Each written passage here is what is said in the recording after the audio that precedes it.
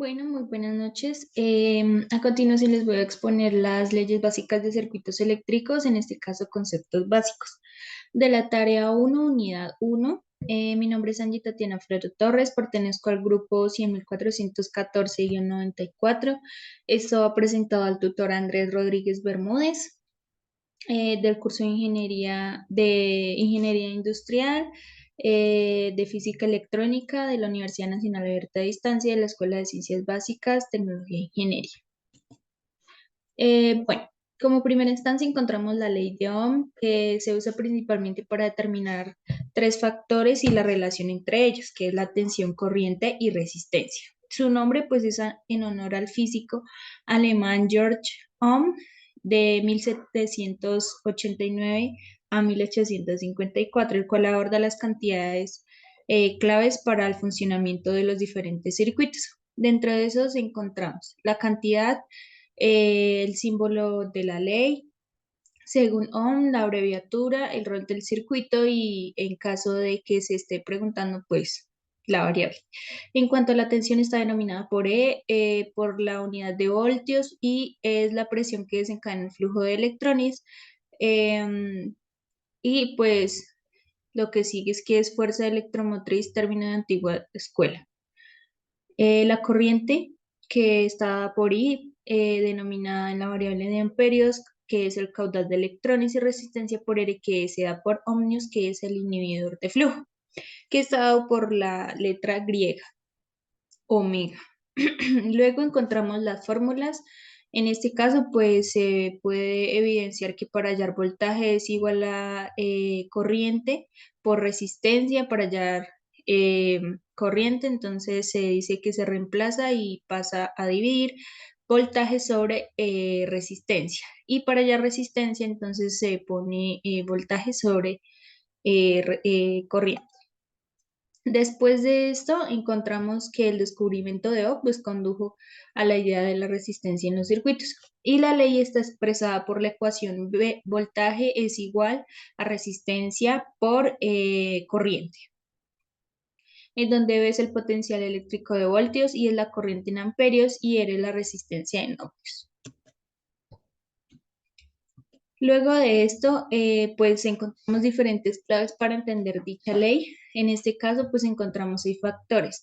Dentro del primero, encontramos que está la carga, que es la fuente de todas las cargas que residen en la estructura atómica del circuito. Luego encontramos la corriente, que es la carga a través del conductor por unidad de tiempo dado en amperios, como se evidencia acá.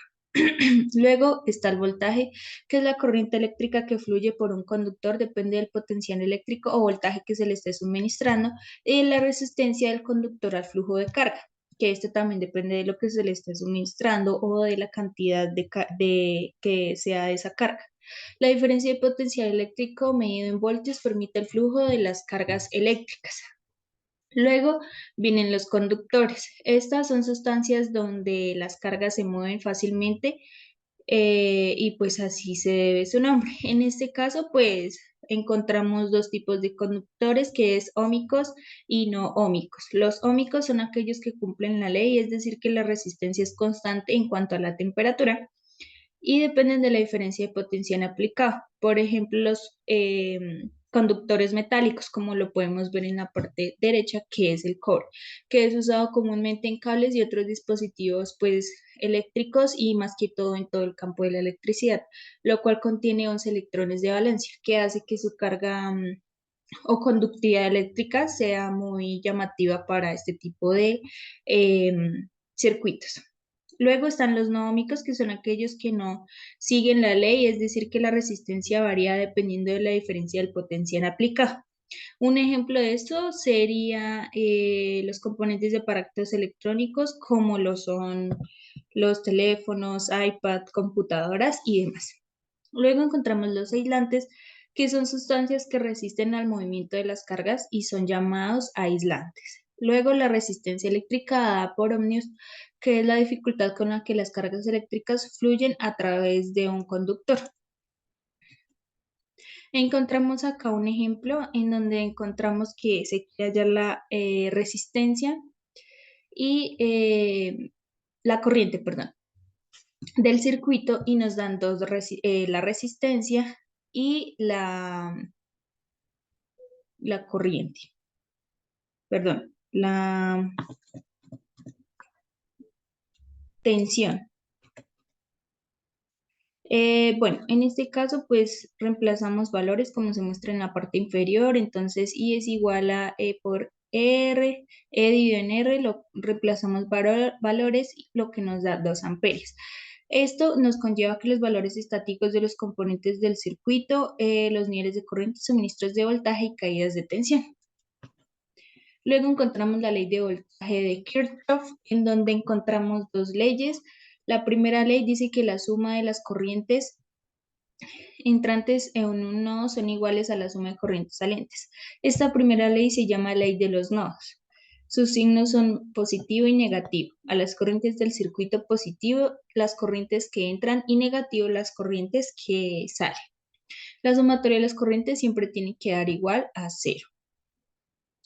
Luego viene la segunda ley, que es la de mallas, que se utiliza cuando un circuito posee más de una batería y varios resistores de carga. Es decir, que en este caso ya no resulta tan claro cómo se establece la corriente por el mismo, y lo cual nos permite resolver el circuito con una mejor claridad. En cuanto a la ley de voltaje y de corriente de Kirchhoff, también podemos decir que la corriente es debida a la circulación de electrones de un punto a otro en el circuito. Dice que en un circuito cerrado, la corriente entrante aún no es igual a la suma de las corrientes salientes, en donde encontramos la fórmula acá en la parte inferior, que debe ser igual a cero. Para la ley de las mallas, entonces parte del circuito que se encuentra entre dos nodos, los componentes de una rama circular sobre la misma corriente. Dice que también en un circuito cerrado, la suma de las tensiones de la batería que se encuentra al recorrerlo siempre serán iguales a la sumatoria de las caídas de la tensión existente sobre los resistores. Asimismo, encontramos acá la fórmula. Luego de eso, también se puede decir que es la unión de 3 o más cables en un mismo circuito. En donde encontramos un ejemplo. Acá se evidencia que la I son las corrientes que entran en un nodo, y lo otro es la suma de las corrientes que salen de él, que son 5. Luego encontramos la ley de las mallas, que la diferencia de potencial establece que la suma algebraica de las diferencias de potencial, incluido el voltaje suministrado por las fuentes y los elementos resistivos en cualquier bucle, debe ser igual a cero. Que esto es un claro ejemplo de que el bucle eh, se evidencia de que es igual a cero. Luego encontramos la relación entre la resistencia y la temperatura, en donde dice que se ha demostrado que cuando alguien desea calcular la resistencia R de un conductor a una cierta temperatura, para esto se debe conocer el valor de la resistencia a una temperatura de 0 grados centígrados. Se puede utilizar la siguiente fórmula. Resistencia sobre T es igual a resistencia 0, 1 más AT, temperatura. Luego dice que RT es la resistencia al conductor de cierta temperatura, expresada pues así mismo en ohmios. Y RO es la resistencia del conductor en ohmios a grados centígrados, es decir, resistencia pues en estado cero o inicial. Y A es coeficiente de temperatura de la resistencia del material y conductor de grados centígrados a la 1. Indica la variación relativa de la resistencia del material por cada grado centígrado en incremento que haya en la temperatura. Después de esto, pues la temperatura o T va a ser la temperatura del conductor en grados centígrados. En cuanto a la pregunta problematizadora, dice que ¿por qué se usa la corriente alterna para alimentar los dispositivos caseros e industriales? Comenta un breve resumen sobre la guerra de las corrientes. Yo leí el artículo de Tesla y de Edison, y pues estos dos autores fueron unos grandes inventores en la historia, los cuales impusieron la bombilla y pues diferentes factores dentro del campo de la electricidad, que son sistemas de transporte eléctrico, corriente alterna, corriente continua y pues asimismo, valga la redundancia, la electricidad. Gracias a estos grandes inventores, pues a medida de que pasó el tiempo y se conocieron, hubo disgustos por el desarrollo de las dos diferentes corrientes, lo cual generó pues un conflicto bastante grande, ya que cada uno defendía su propio descubrimiento, lo cual hizo que se generara una guerra entre ellos, pues haciendo que cada uno impusiera sus conocimientos y asimismo sus ventajas en cuanto a acceder a alguna de las dos alternativas. Aún así, pues después de varios años se concluyó que la corriente alterna pues era la más viable, ya que era mejor o más fácil de transportarla a largas distancias, en este caso en las industrias, lo cual hace que se pierda pues menos la energía, lo cual no pasaba con la corriente continua, ya que generaba mucho gasto de energía, lo cual hizo que perdiera reconocimiento y se utilizara más la corriente alterna. Esta es la bibliografía y muchas gracias por su atención.